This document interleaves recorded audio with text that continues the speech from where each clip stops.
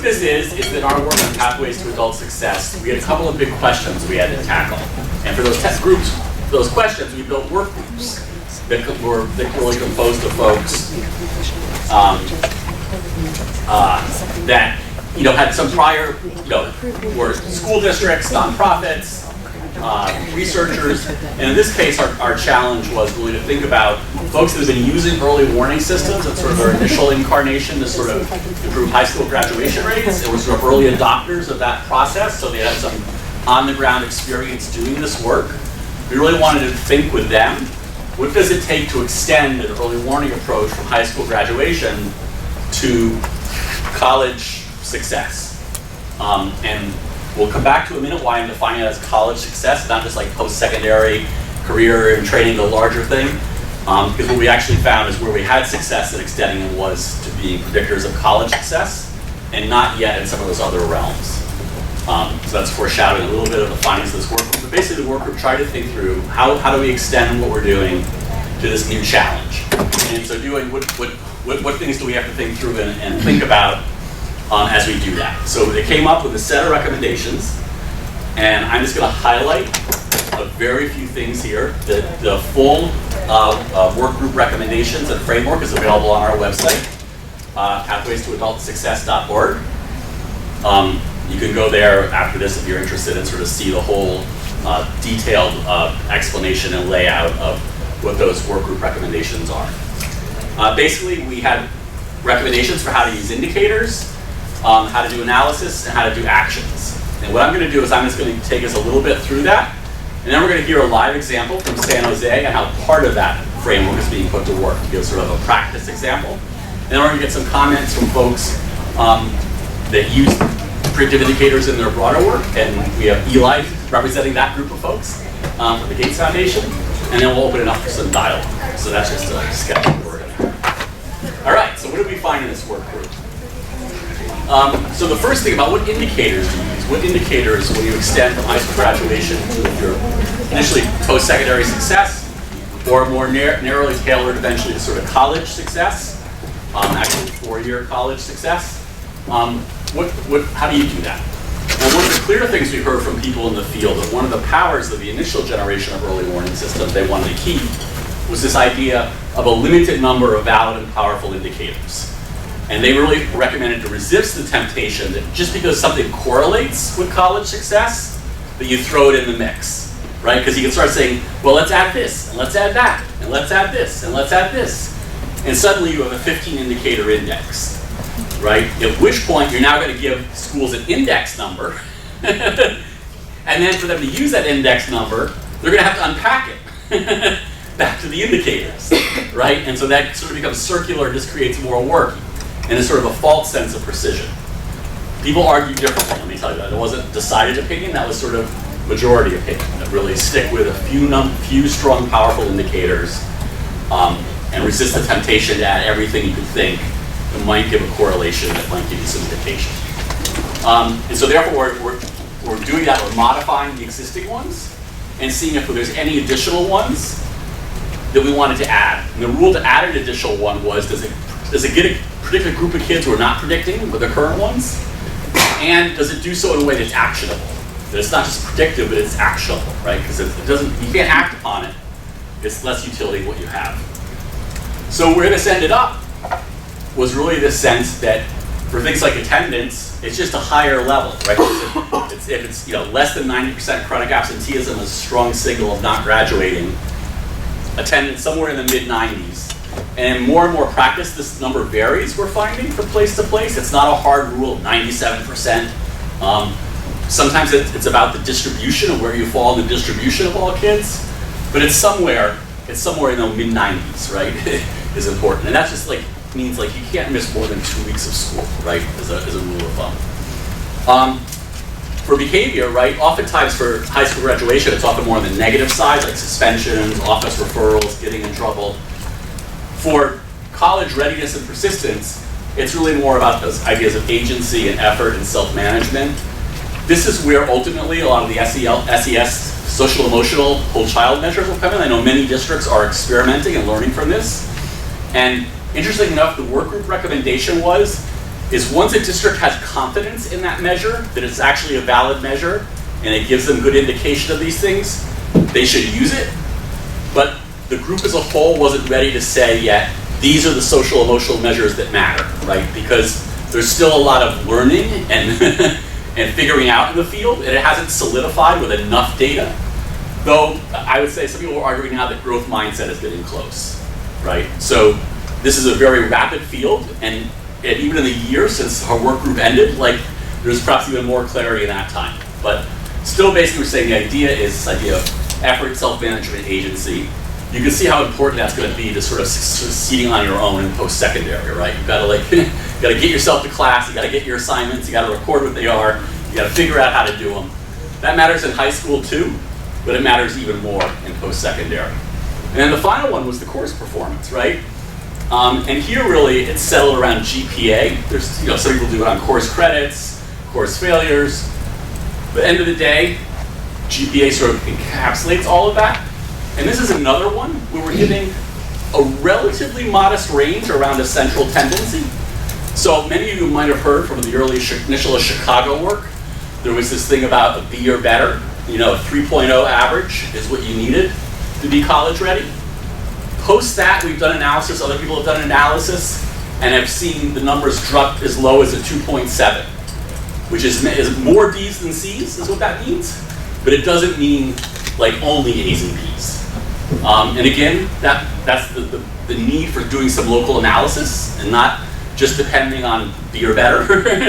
Though that's not a bad place to start if you don't have the capacity to do the initial analysis or something in this range. So that was sort of the core indicator findings.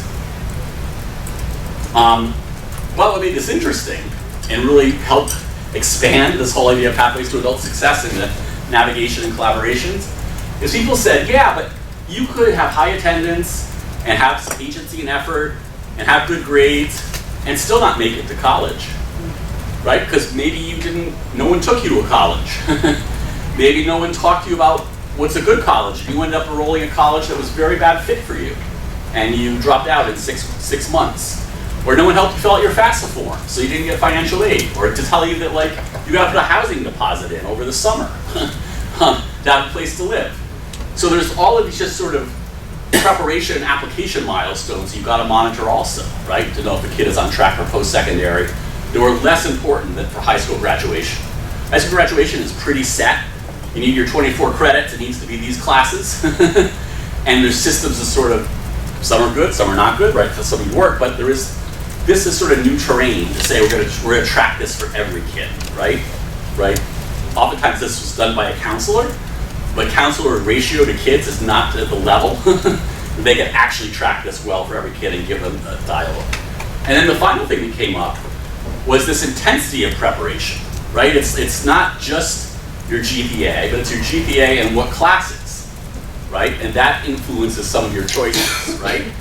And one of the most surprising ones still to me is that in most states, what you need to do to get a high school diploma is not align what you need to do to apply to the flagship state university, right? Many kids assume if you get a diploma, you can apply to the University of Maryland College Park, which is the flagship here in Maryland. The truth is, you can't. University of Maryland College Park, like many flagship state universities, has a whole set of course requirements. And basically say, if you have not taken these courses, you can apply, but you're not going to be accepted, right? And so that's a whole other realm that you have to sort of then keep track of along with those sort of ABC indicators. All right, that's our indicators. But as we've heard from many folks already, indicators are useless if you don't act upon them, right? They just give you a pre-autopsy of what's going to happen, right? So a key thing everyone really pushed on was this idea of both doing analysis of the indicators, but really pushing it to this idea of deeper root cause and making sure we were looking at systematic levels and systematic variables and not just kid level variables. Because one sort of tradition that sort of came from the first generation of early warning systems, which wasn't actually part of their design, but was how they played out in practice, was a predominant focus on individual kids in the analysis. And that many early warning system meetings, most of the time is spent addressing kids individually. 5 or 6 kids at each meeting rotating through. There's a lot of power in that. Like, that's the reason people got this dramatic change of thing to say, before if a kid was in trouble, they got sent to X, Y, and Z single person, and they tried to figure it out. Now we have up to 10 adults trying to figure out one kid. That, people could see the power of that change and see that's really different and get behind it. But in sometimes the excitement of that got them to stop understanding that yes, that's part A. Part B is looking upriver to see, is it really a classroom issue? Is it a grade level issue? Is it a school issue that where your interventions can be more powerful because they're solving it for a larger group of kids? So there's a big push in EWS 2.0 ideas to say yes, you have to look at that individual level, but you really want to keep that systematic analysis at hand. And you can see for a lot of those issues, like do you have access to AP classes, which we're going to hear in a minute, or are you taking the right classes? Are you getting guidance support? But that's not an individual kid solve, right? That's a more of a system and a school solve. Okay. Also from this was the idea that once you get to this analysis phase, you can draw in a lot more data, right? And also qualitative data, right? So we like to say it's the data and then the human intelligence of the people that know the kids, right? And I stole this from a colleague, but I still like it, which says that his saying was that nobody can beat Watson, the IBM AI computer, except Watson and another person. And at some level, that's what this is trying to say, is we're combining like the data with the insights of the people that know the kid. And that's really where you have to, and that's what you have to have time and space to create those meetings. So you have time and space for your adults to share that intelligence and figure out what's actionable. All right, taking action. Last one here in our trilogy. These things, when I read them, seem like so self-apparent. It's like, duh, like what some big work group had to figure this out. But there's actually a lot behind them. These are like, I think, like almost like haikus. So one is this idea to look for the most strategic point to take action and remind yourself of that, right? Don't get sucked into the kid by kid only approach. Where you can, and sometimes most strategic isn't where you would ideally like to go, right? You would ideally like to go, we've got to change some huge systematic things about our district. That's going to take 3 years. And you might lose a school board election along the way and be set back, right?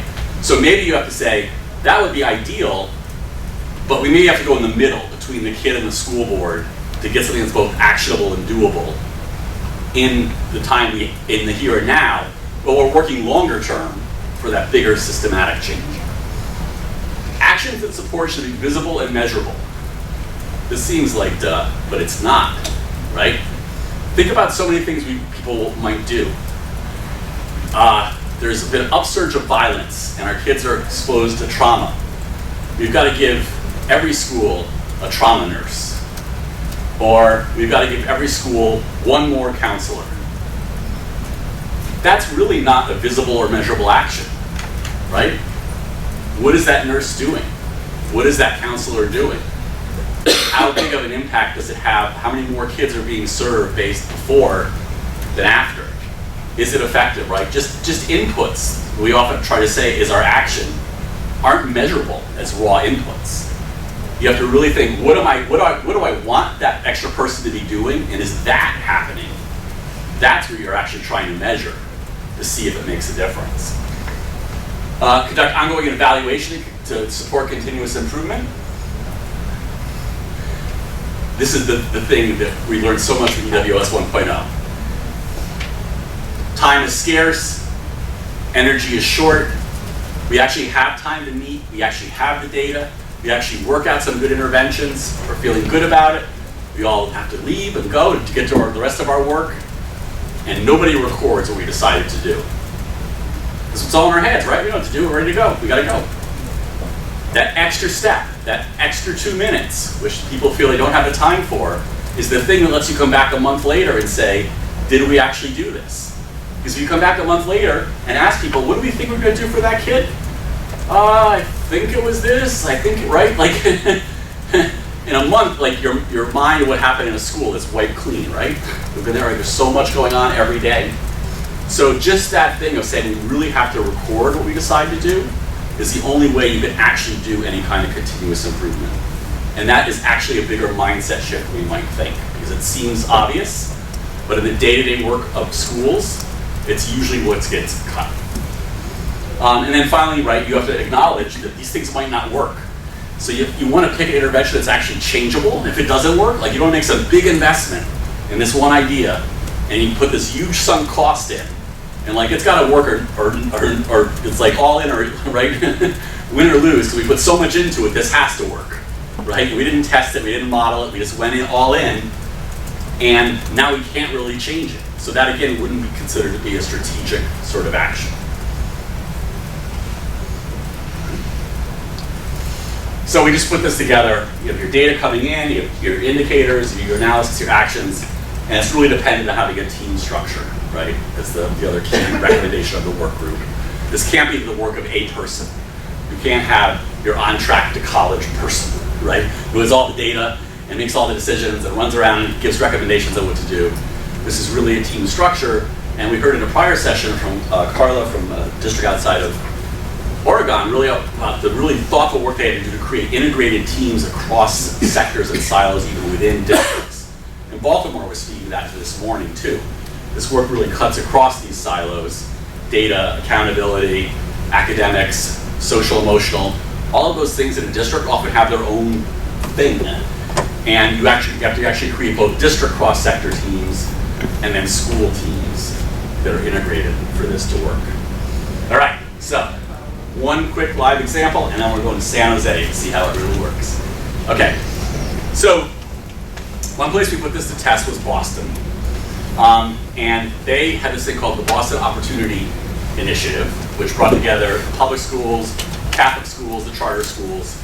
And they wanted to create a uniform college and career readiness set of metrics for the city of Boston that everybody could sort of get behind and work on. So our friends at AAR did the initial analysis, the initial modeling, and said, these we think are some pretty good indicators. And then these intense data scientists at Boston said, well, we gotta have somebody else then validate that. Yeah. So then they asked us to validate the AAR indicators by looking at their data. And what we found is that for 4-year college outcomes, this is where I sort of foreshadowed this, that for kids getting BAs, and BAs only, not 2-year degrees, we're gonna come back to that, right? We found that this was highly predictable in a city like Boston, actually a little bit more even predictable than a high school graduation was, right? And we basically found that if you had 4 things, if you came at least 94% of the time, which again is lower than in some places, right? If you had a GPA of 2.7 or higher, again, a little bit in the lower end of what we've heard, but more B's than C's, essentially what that means. And this was the kicker though, that you took challenging classes and you had those outcomes in challenging classes. And they define challenging classes as taking the mass core, which is basically the college prep sequence of the state university, which is what we all know. It's like, 4 math, 4 science, 4 English, some foreign language, some other stuff. And you also enrolled in at least 1 AP class. It turns out it was a little better if you got a 3 or more in that AP class, but the big bang for your buck was actually just enrolling in an AP class, on top of the mass core, on top of the GPA, on top of the attendance. All 4 of those, if you had all 4 of those, City of Boston, pretty high poverty place, you had 80% of those kids earn BAs in 6 years. 80% earned BAs. Of the kids that earned BAs, only 10% had none of those, right? So there was 10% of kids that came less than that, had lower GPA, didn't take the mass core, and still found a way to get through college. But what that told you is you can go from 10% odds to 80% odds as you add these on. And we won't go into it now, but you can get the PowerPoint and look at it. We looked at like which ones get your bang for your buck. Like what adds a little, what adds a lot. And you can see way down here at the end, where you have none, it's 11%.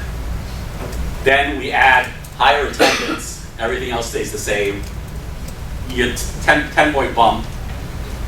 We then add lower attendance but a high GPA. You get a better bump for GPA than higher attendance, right? You get 20 points, not not 10.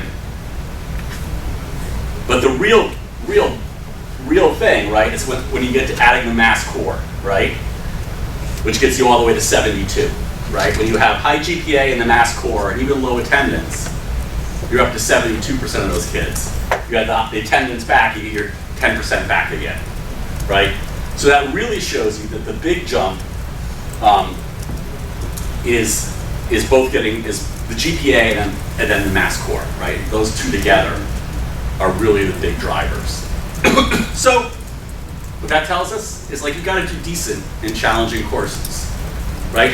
And at some level, that doesn't, to me, that's a very powerful message, because the message was, you got to be an A student and come every day. You can't miss more than 5 days of all of high school. You have to have an A average, and you have to have 5 AP tests. Like, that's a pretty high bar. Like, we're not going to get all kids through that. But through decent grades in challenging classes, that seems much more attainable, right? And that's sort of the power of sort of the predictors.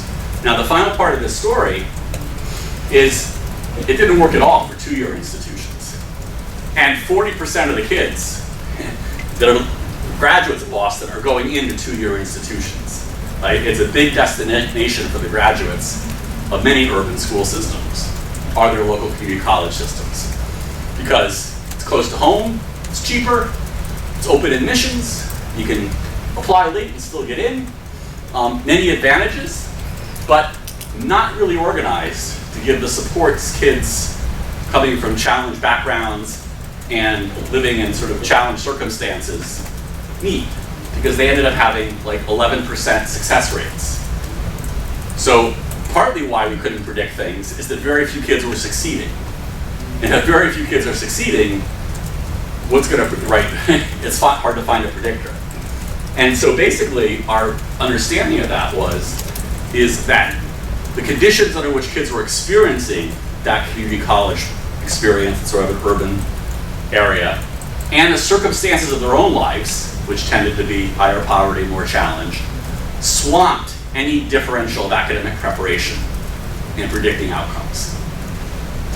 And to give you a final taste of it, a quarter of the kids that did earn AA degrees had GPAs of 3.0 or higher.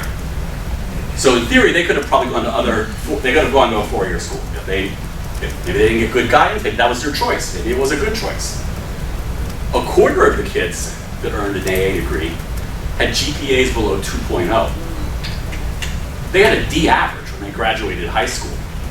Yet, new circumstances, new surrounding, new relationships, new interpersonal change created a set of conditions in which they were able to then succeed. So that again shows you like how it's a very, very different scenario in the two-year space right now than the four-year space, as far as what we're able to do with our indicators. And so that's really the forefront of a lot of the work, is try to go deeper and understand that a little better. We did go a little deeper in success. Maybe they had decent test scores in 10th grade. Maybe in 1 year they got good grades. Maybe in another year, maybe they took challenging courses, but even though they got low grades, there was some like sliver, you could almost say, of some level of success, if it was even for a moment. And maybe that was enough, but that's speculative, so we have to dig deeper to know, but that was what we did see.